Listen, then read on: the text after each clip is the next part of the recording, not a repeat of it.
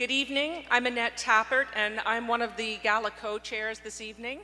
And along with my fellow co-chair, Joanna Coles, we want to welcome you on behalf of the PEN American Center.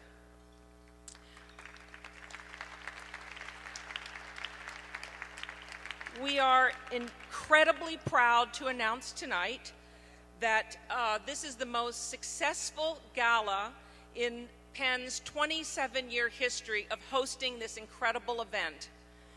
And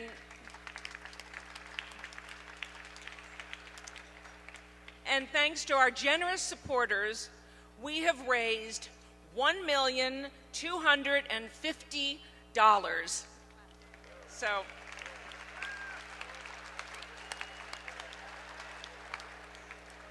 as a trustee of the PEN American Center, and also having been involved in the gala for 12 years now, I believe that PEN in 2013 has more momentum than I've ever seen before. And I think you'll see that in tonight's program. And I want to thank all the people who have come here for so many years to support this gala, and also there are lots of new faces, and we welcome you to PEN, and we want your involvement.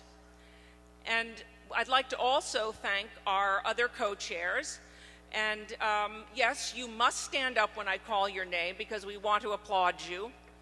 The stunning Elizabeth Leeds. Where are you?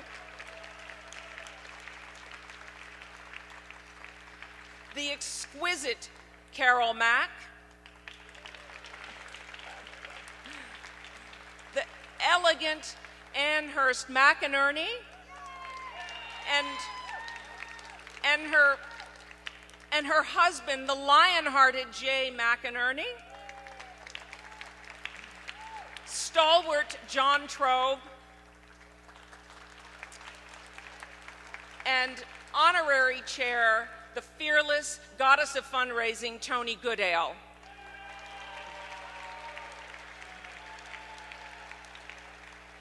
And now I'm going to turn things over to Joanna Coles, who, when she's not crusading on behalf of PEN, she's the editor-in-chief of Cosmopolitan. Thank you. Thank you, Annette. $1 million. Okay, big round of applause. It's the most money PEN has ever raised for the gala. Thank you very much. And such support is a testament to the urgent need for PEN in an increasingly connected, yet still terribly divided world. You'll hear more tonight about PEN's position on digital technologies and the key issues affecting writers, bloggers, and journalists in the 21st century, where more and more free expression challenges are happening on social media.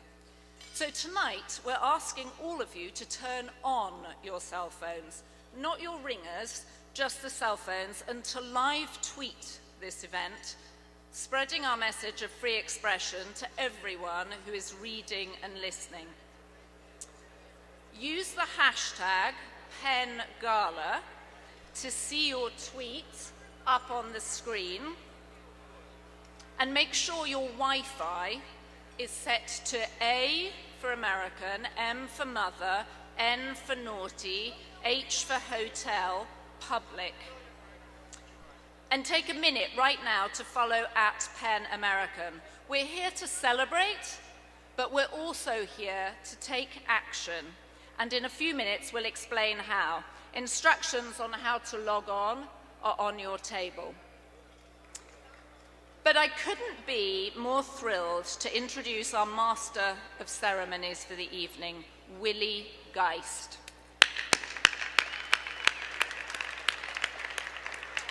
Willie is the co-host of both MSNBC's Morning Joe and NBC's Today.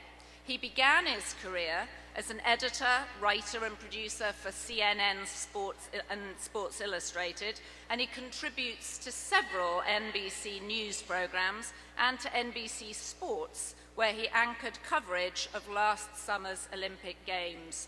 He is obviously in this room also a best-selling author and my morning companion, Willie Geist. Thank you, Joanna. I appreciate it. Good evening, everyone. I was just informed that this is the most inattentive audience in New York City. So give yourselves a big round of applause. That's a fantastic honor. I look forward to the challenge. It is great to be here in the Museum of Natural History in this great, iconic room in New York City under the big blue whale. 94 feet long, 21,000 pounds, but for tonight, the blue whale is the second biggest star in the room because we are in the presence of Mr. Philip Roth this evening. Yeah.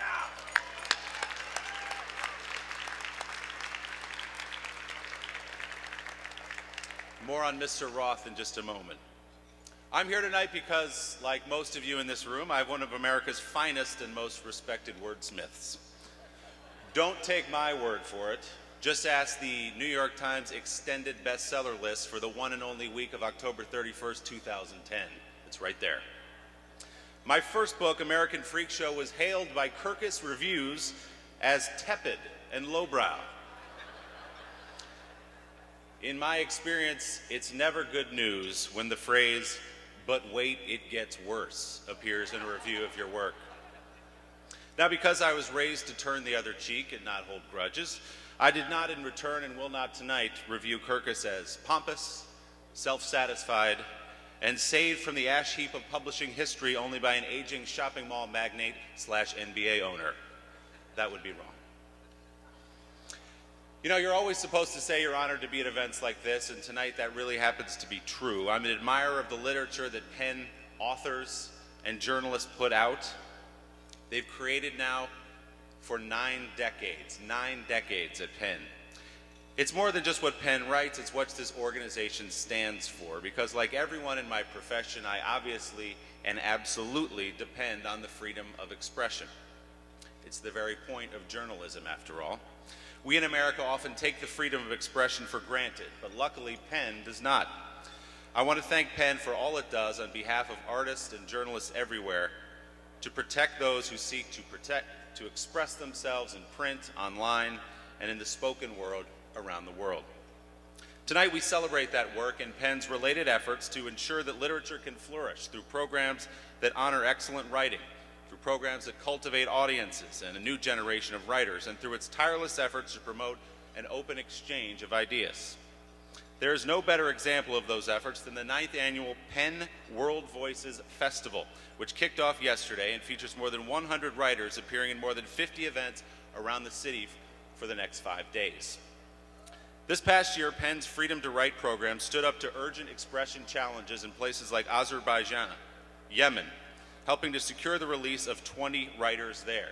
In Mexico City, a high-level PEN mission pressured for an end to the killing of Mexican journalists, and in Ankara, an international PEN delegation protested the huge rise in prosecution of Turkish writers and journalists.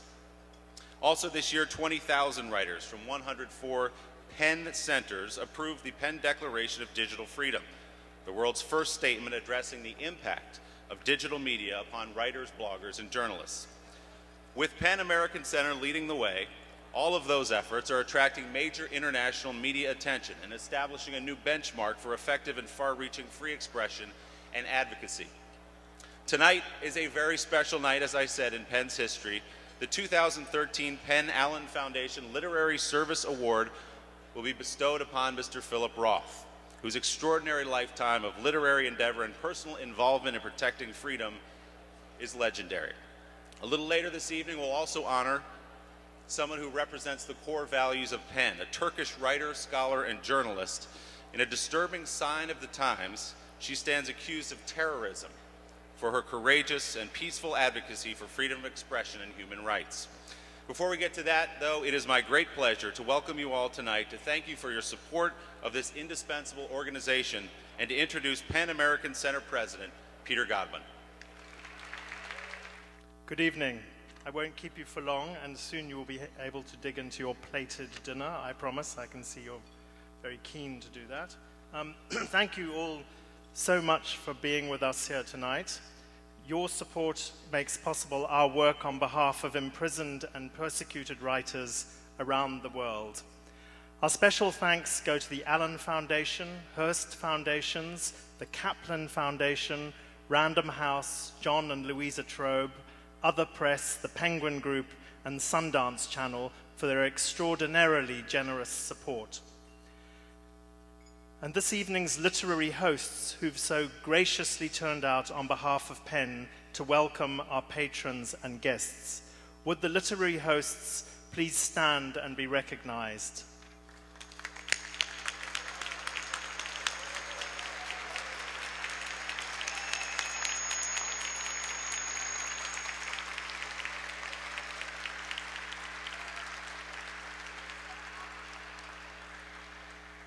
And finally, our dedicated PEN staff. Would you please rise and take a bow too?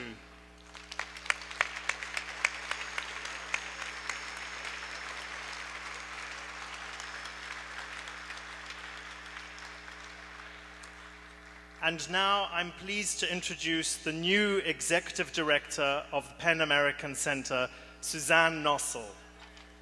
Thanks, Peter.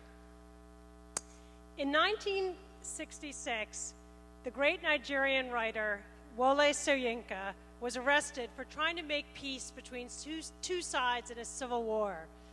A strong man, General Gowon, put Soyinka in a cage and scheduled his execution in 2 days. Someone asked Arthur Miller to write a letter. Miller did. General Gowon read the letter. He had only one question. Was he married to Marilyn Monroe? Yes. Release him! PEN writers get results in many different ways. And those results are one of the reasons why I am so thrilled to be PEN's new executive director.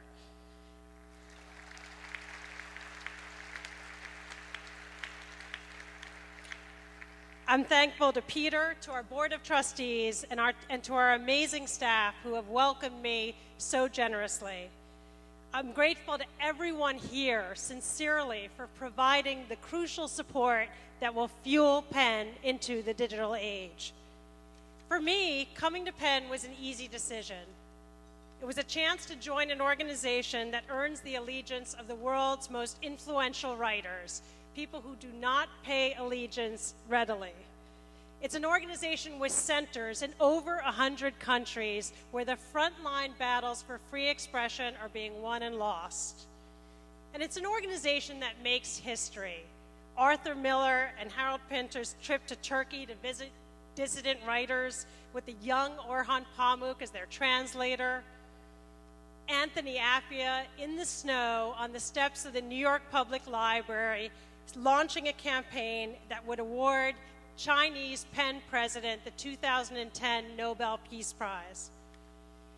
It's an organization that defends the right that is first among equals.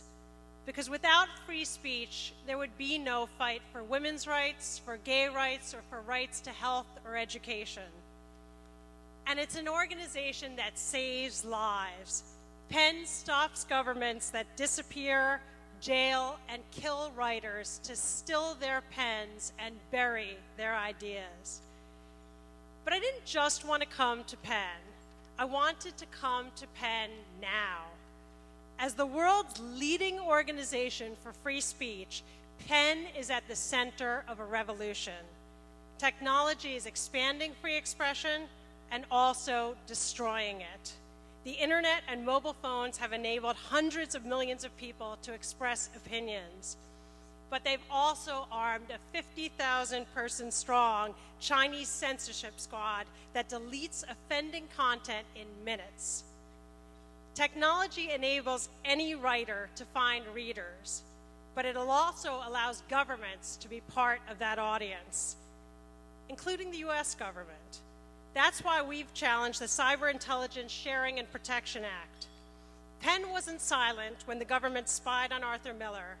We can't be silent during the rise of a new kind of surveillance society. So the world has changed, and so will PEN. It sometimes feels like a 90-year-old startup. In the year ahead, you'll see the changes. You'll be part of them, starting tonight. We'll recruit a new generation of writers. We'll bring more writers from around the world to offer the perspective, insight, and context that come not from texts or tweets, but from great literature. We'll make our authors' voices heard in Washington, in capitals around the world, at the UN, and in the tech companies that are writing the new rules. You'll hear more people talk about PEN, listen to PEN, and act because of PEN. And we're going to start tonight. Liu Xiaobo left a comfortable life, teaching at Columbia, to return to China during Tiananmen Square, to lead the independent Chinese PEN Center, to develop a human rights manifesto called Charter 08, and to be sent to jail.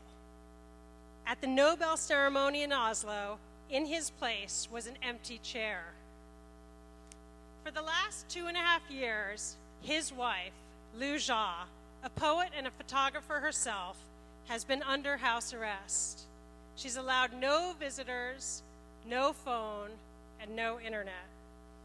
Exactly 1 week ago, she was allowed to leave home to witness the prosecution of her brother. It was a dubious privilege, but Liu Xia did not waste the opportunity. Leaving the courthouse, she rolled down her car window and shouted, "I'm not free. If they tell you I am free, tell them I am not free. If they tell you I am free, tell them I am not free." Liu Xiaobo is one of PEN's own. He's an author advocate in the tradition of Arthur Miller and Philip Roth. When Liu Xia rolled down that window, she was shouting to a group of assembled journalists and diplomats. But she was really calling to us, to PEN, to everyone in this room, and she was asking us to call the world. Like nearly every government, China professes fealty to the ideals of free expression. They're in the Chinese Constitution, they say. It's no longer diplomatically acceptable to be a dictatorship. Even North Korea calls itself a democratic people's republic. They would tell us she is free. But writers reveal the truth. When they tell us Liu Xia is free, we tell them she is not free. So pull out your phone. Click on your Twitter feed. We've just launched an action, and the hashtag is She's Not Free. Here in this room, we have some mega tweeters. You know who you are. And we have some mini tweeters like me. We're asking all of you to retweet far and wide. And for all their battalions of censors, one thing that the Chinese have not yet quite figured out how to do is to censor and block an image. So we're sharing an image. You can see it on the screen now. And we hope this can leap the firewall and be seen and spread throughout China. And because we're PEN, we'll also do this the old-fashioned way, on paper. Pick up one of the postcards. They're in your programs. You'll find them. It's got Liu Xia's face. And it's addressed to the Chinese embassy. And grab a pen. It's a pen, and sign your name. And when you have done so, please put it in a big silver envelope that you'll find in the middle of your table. We'll collect them at the end of the night, and we will make sure that the ambassador sees them and reads them. We are going to spread the word as far as we can. Eventually, Liu Xia will hear us. She will know she's not alone, that PEN heard her call, took up her charge. We will never believe that Liu Xia and Liu Xiaobo are free because the Chinese government said so. We will believe it when they tell us themselves. Thank you. The PEN Literary Service Award honors a writer whose critically acclaimed work has drawn a wide audience and helps us to understand the human condition in original and powerful ways. Unlike other PEN Literary Awards, the recipient receives a rare book, and the monetary prize supports PEN's programming. Tonight, I'm delighted to announce that Annette and Joseph Allen have generously undertaken the continuation of this important award for PEN, now in its 7th year, to be called the PEN Allen Foundation Literary Service Award.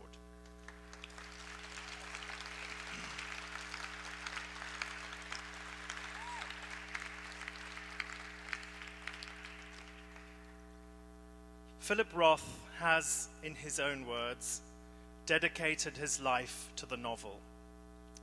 During a career born in controversy, his caustically intelligent, elegiac, transgressive, and brazenly honest writing has probed the frontiers of the form, laying bare the constraints of kinship, religion, and social convention. His output has been prodigious. In more than 8,000 pages, over 31 books, written across 54 years, he has spoken to us through achingly memorable Fall Guys and Whipping Boys, from the ebulliently ribald Alexander Portnoy, which launched him into the literary firmament in 1969, through David Kepesh, Mickey Sabbath, and Nathan Zuckerman, to the fictional Philip Roth. He has been deservedly garlanded with awards: Pulitzer, National Book, PEN Faulkner, Man Booker, and Gold Medal for Fiction. He's been invited twice to be honored at the White House, in 1998 to receive the National Medal of the Arts from President Clinton, and in 2011 to receive the National Humanities Medal from President Obama. His influence on our literary culture has been profound. Indeed, that grand jury of popular sentiment, the readers of New York Magazine, recently voted him America's greatest living novelist. A few months ago, just shy of his 80th birthday, Philip Roth finally announced his retirement. He'd actually put his pen down in 2010 after completing the novel Nemesis, but he wanted to be sure the retirement took before announcing it, to avoid becoming the literary equivalent of Frank Sinatra. Now, in the morning, when he gets up, he strolls over to his computer and takes a look at the yellow post-it note he has stuck to its screen. It reads simply, "The struggle with writing is over." Relieved, he turns away from the emotional exhaustion of wrestling with the novel and attends to other matters, his well-thumbed copy of iPhone for Dummies, for example. Mr. Roth has said that in coming years, he has still to face two great calamities: death and a biography. His stated wish is that the former precede the latter. But that now seems unlikely, as he has turned state witness to a biographer, Blake Bailey. To Roth, it feels a bit like working with an FBI agent.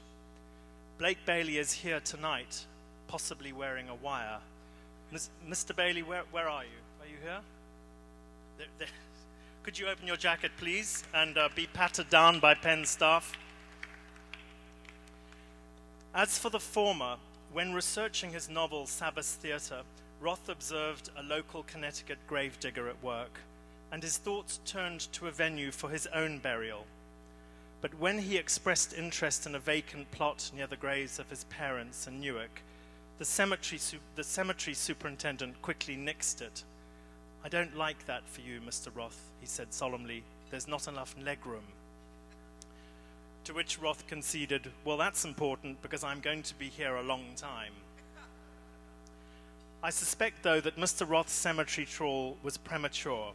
After all, his latest published piece a couple of weeks ago was a eulogy to his freshman high school teacher, in Newark, Dr. Bob Lowenstein, who died at the sparkling age of 105. It's not just in his own high-octane writing that Philip Roth has shown his commitment to creative freedom, though, but also in his support of his colleagues, and that is what I want to highlight tonight. It started in the early 1970s when Roth visited Prague as a literary pilgrim on the trail of Kafka, and it continued with his report for PEN on the deplorable lack of literary freedom in Czechoslovakia, and then over 2 decades of helping writers living under oppressive regimes across Eastern Europe. On his own initiative, Roth set up a labyrinthine system of literary money laundering with 12 different aliases to funnel monthly stipends to persecuted Czech writers and intellectuals. The money came from his own pocket, as well as from those of his friends and colleagues, including Arthur Miller, Bill Styron, Edward Albee, Alison Lurie, Gore Vidal, John Hersey, Jerzy Kozinski, and Arthur Schlesinger. To the Czech writers they were funding, Roth has said, he felt an allegiance. We were all members of the same guild. In 1974, perturbed that so many great authors from behind the Iron Curtain languished unread in America, Roth founded the Penguin series, Writers from the Other Europe.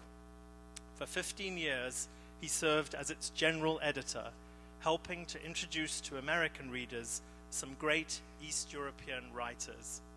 From Poland, Bruno Schulz, Tadeusz Konwicki, Jerzy Andrzejewski, Tadeusz Borowski, Witold Grombowicz. From Yugoslavia, Danilo Kish.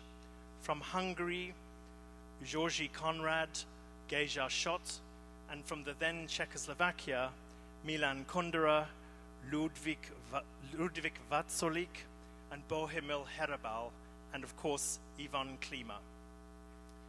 In doing all this, Philip Roth has served as a role model for the writer as activist, reaching out across cultures and continents to champion the cause of oppressed fellow writers. It's an honor for me tonight to introduce Philip Roth as he embarks upon his next quarter century.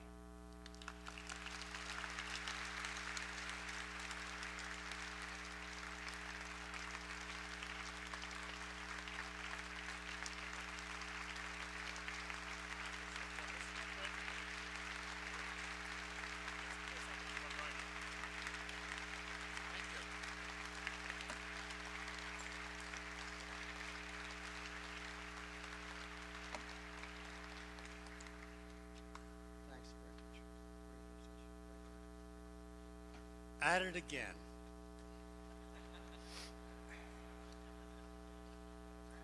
Thank you, Peter. Thank you, PEN, and thank you all.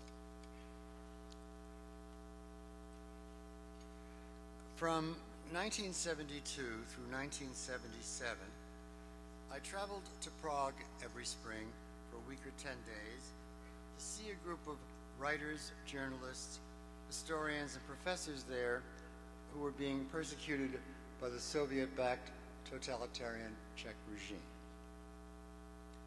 I was followed by a plainclothesman most of the time I was there, and my hotel room was bugged, as was the room's telephone. However, it was not until 1977, when I was leaving an art museum where I'd gone to see a ludicrous exhibition of Soviet socialist realism painting. It was not until that 6th year that I was detained by the police. The intervention was unsettling, and the next day, heeding their suggestion, I left the country. Though I kept in touch by mail, sometimes coded mail, with some of the dissident writers I'd met and befriended in Prague, I was not able to get a visa to return to Czechoslovakia again for 12 years until 1989. In that year, the communists were driven out, and Václav Havel's democratic government came to power, wholly legitimately, not unlike General Washington and his government in 1788, through a unanimous vote of the Federal Assembly and with the overwhelming support of the Czech people. Many of my hours in Prague were spent with the novelist Ivan Klima and his wife Helena, who was a psychotherapist. Ivan and Helena both spoke English, and along with a number of others, among them the novelists Ludwig Vaculik and Milan Kundera, the poet Miroslav Holub, the literature professors Zdeněk Stribrný, the translator Rita Budinova Milnarova, whom Havel later appointed his first ambassador to the U.S., and the writer Karol Sidon, after the Velvet Revolution, the chief rabbi of Prague and eventually of the Czech Republic. Together, these friends gave me a thoroughgoing education in what unstinting government repression was like in Czechoslovakia. This education included visits with Ivan to the places where his colleagues, like Ivan, stripped of their rights by the authorities, were working at the menial jobs to which the omnipresent regime had maliciously assigned them. Once they had been thrown out of the writers' union, they were forbidden to publish, or to teach, or to travel, or to drive a car, or to earn a proper livelihood, each at his or her own calling. For good measure, their children,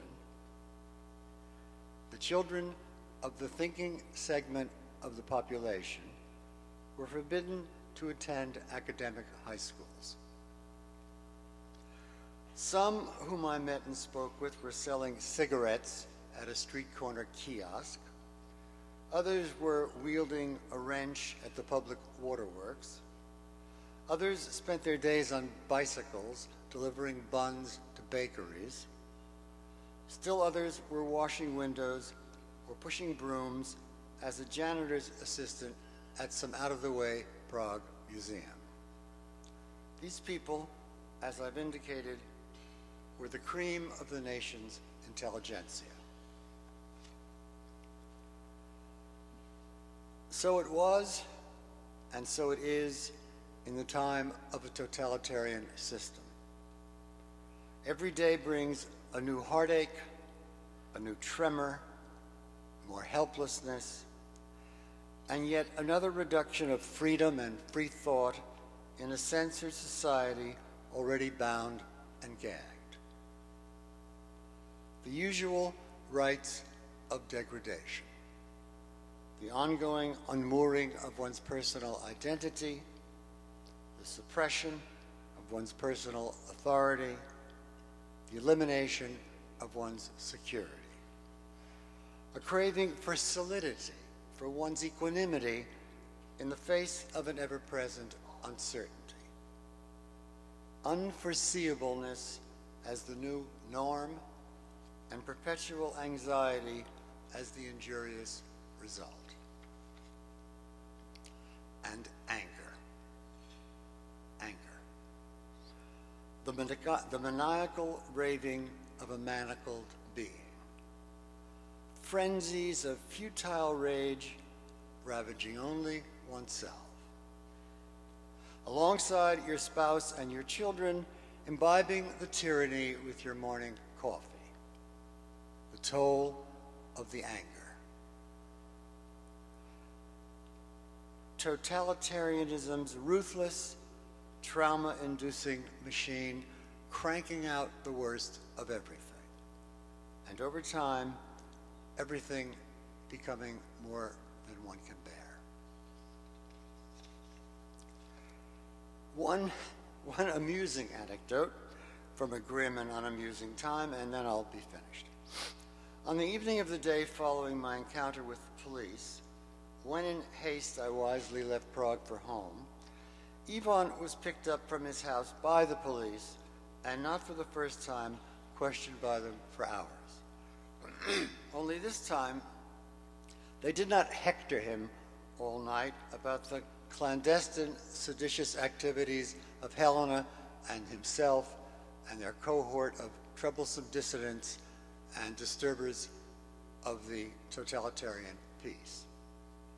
Instead, in a refreshing change for Ivan, they inquired about my annual visits to Prague. As Ivan later told me in a letter, he had only one answer, one, to give them throughout their dogged night-long inquisition about why I was hanging around the city every spring. "Don't you read his books?" Ivan asked the police. As might be expected, they were stymied by the question. But Ivan quickly enlightened them. He comes for the girls.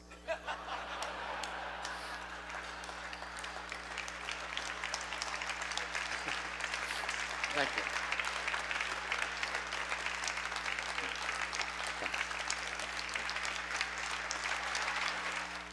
Thank you. Thank you all. I've been here 27 years presenting this award, and it's a great honor to do so. When I started, it was to attract media attention, that spotlight that these people could not hide when they were taking prisoners, torturing them, making them disappear. And now, tonight marks a place where we've taken another step, because it isn't just the media that's involved anymore. It's all of you who signed that card, and all of you who will not let these people be forgotten. Tonight, it's my great pleasure to introduce to you the president of Turkish PEN, Tarık Günersel, who will accept the award for Aisha and the people she is trying to reach. She has asked that Tarık Günersel read her remarks to you, and I wish to welcome him to New York on behalf of the PEN American Center, and to extend our warmest regards to all of our members, but tonight especially to those in Turkey. And all of you help keep that spotlight on. Thank you.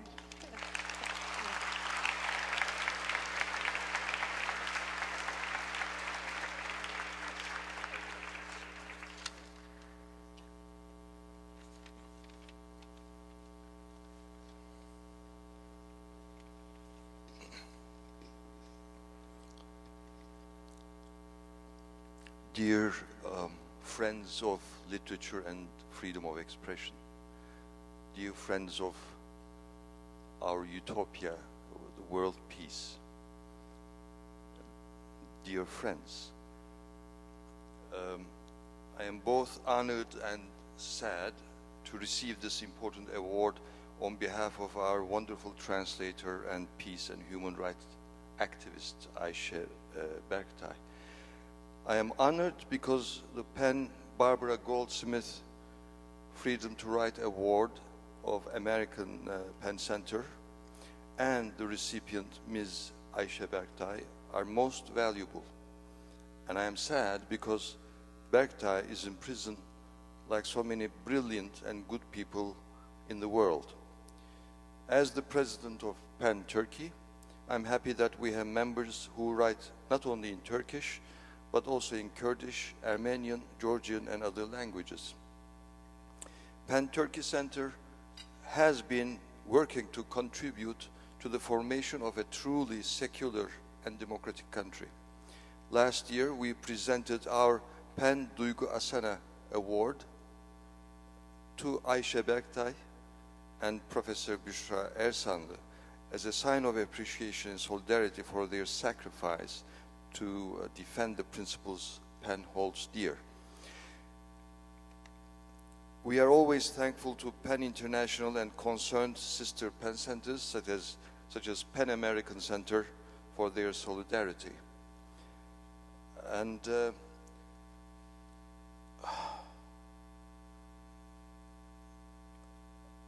I feel now I understand what it means to be speechless. I'm very much impressed by your presence, by the invitation. And dear President Peter Godwin, Ms. Barbara Goldsmith, and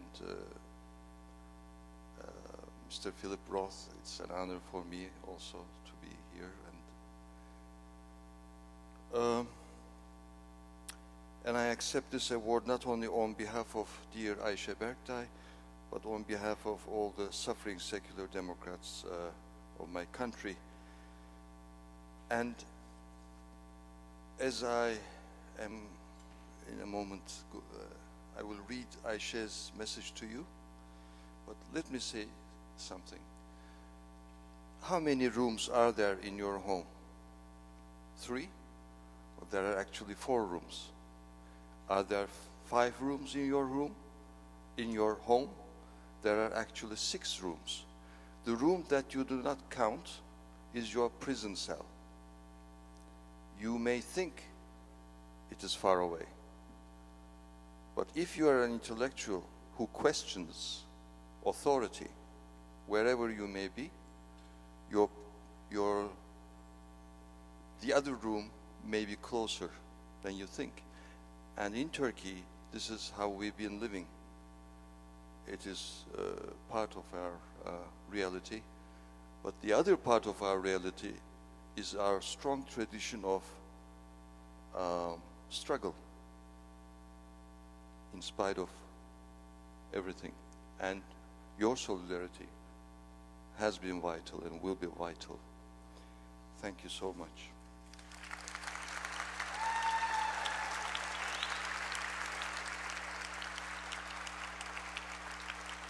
And now I will read the acceptance note that Ayşe Berktay sent me. Dear esteemed members of PEN American Center, dear guests, I very much wish I could be with you in person. It wasn't possible, but I send you my greetings and love from Bakırköy prison in Istanbul. First of all, I thank you for this meaningful award, which is a great honor for me. Also, I want to express that I view this award and the declaration of Mr. Peter Godwin, the PEN American Center president, as an important support for the fight for freedom and democracy in Turkey. I want you to know that I, together with thousands of my friends, thousands of Kurds, thousands of members of the Peace and Democracy Party, are in prison because of our peaceful political views and actions. No matter how much government officials claim that we are not in prison because of what we have written, our thoughts, or our legal political acts, or the fact that we belong to the BTP, but because we are members of a terror organization, have undertaken terrorist activities, and have terrorist connections. This is not true. Yes, that is what is written in our indictment, but the evidence provided to support these claims consists of nothing other than our writings, thoughts, and legal political activities. The only evidence they are showing to support these charges consists solely of research we have conducted and materials.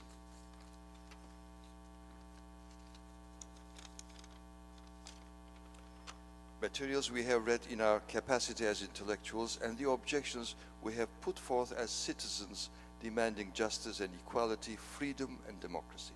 The existing anti-terror laws, and this is true not only of Turkey but of most of the world, are so vague, malleable, and broad that it makes it possible for governments to act in this way whenever they wish. In one of her articles, my friend Arundhati Roy compared anti-terror laws to a broad-spectrum antibiotic developed to wipe out the germ of opposition.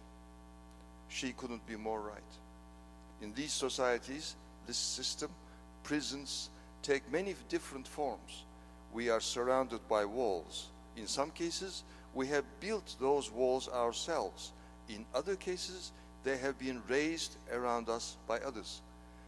I am of the belief that once we stand up for the freedom of others, possessing the awareness and spirit that their freedom is our freedom, we will tear down those walls and in achieving freedom, contribute also to the liberation of others.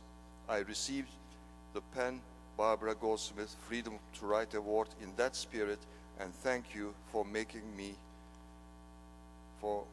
us believe that I am not, we are not alone.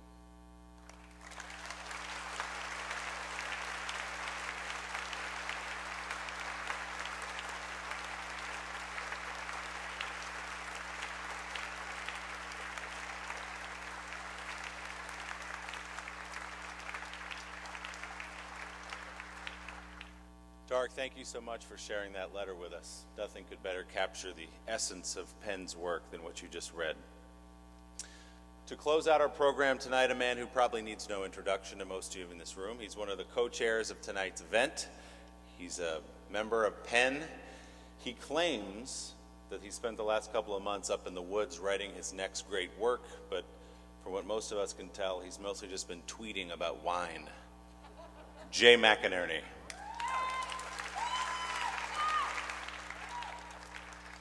Thanks, Willie. When I invited Willie to dinner here tonight, I think that he thought that I was going to take him to the Beatrice Inn. And I want to thank him because he hasn't really even had a chance to sit down tonight. As a writer, I'm honored to celebrate the courage of Arsha Barktay and to hear from Yvonne Klima, Arsha's forerunner, reminding us of how indispensable the help of PEN members like Philip Roth and others in the room tonight has been in the fight for free expression. In the spirit of Philip Roth, who sent monthly envelopes to writers like Milan Kundera and Yvonne Klima, we ask you now to open your wallets and make a contribution to PEN tonight, specifically to support Aisha and other threatened writers of conscience around the globe. Your money will go to support PEN's Freedom to Write program and its life-saving work in Turkey, China, Russia, and elsewhere. You'll find contribution forms in your program and PEN pens, I can't believe I just said that, on your table. Please take a moment to fill out the form and place it in the silver envelope on your table, which will be collected by a PEN staff person from the table at the end of the evening. Many of you have already been incredibly generous but may feel moved to do a bit more. Others of you may be guests of gala sponsors and also feel moved to participate as a supporter. I know Willie wants to write a check since he got a free seat at my table. Your support means we can continue to work to release writers like Arsha and others that are threatened and imprisoned around the world. Thank you so much for coming, and thank you for your support. One other bit of housekeeping. I want to thank Linda Morgan. Is Linda around in the room? Where's Linda? Instrumental in putting this entire evening together. Thank you, Linda. Also, before we let you go, we have to remind you to attend the PEN World Voices Festival taking place all across this week. You'll see in your gift bag there's a schedule of events you can attend. Some exciting things happen there, and as you leave this room now, head upstairs to the cocktail party in the Roosevelt Memorial. Thank you all so much for coming and supporting the great work of PEN. Good night.